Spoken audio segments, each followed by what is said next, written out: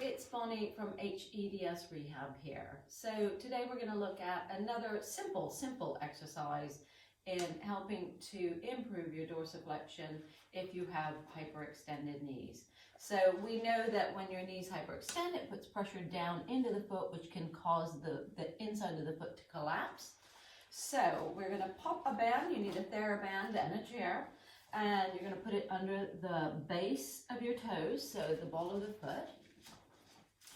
And we're going to very simply start by using the TheraBand to help lift the forefoot off the ground so the heel is reaching towards the ground, and you're going to bend your knee and you're going to pull that heel towards you. So we're taking the top of the tibial bone forward at the knee and back at the ankle. And then we're going to straighten the knee, and as we do, we're going to go in the opposite direction. Give the toes a bit of a stretch. Now I have controlled my knee here. I could hyperextend it, but I'm not going to let that happen.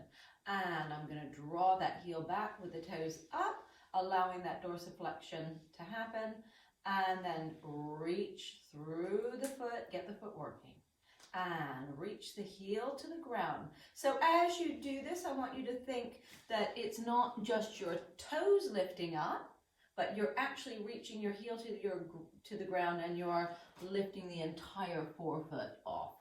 And the other thing to think about is try not to lift the little toes first when you bring that foot in. You want to think that the big toe and the little toes come towards you at the same time, so I don't get that sort of flicking of the toes and bringing the foot in.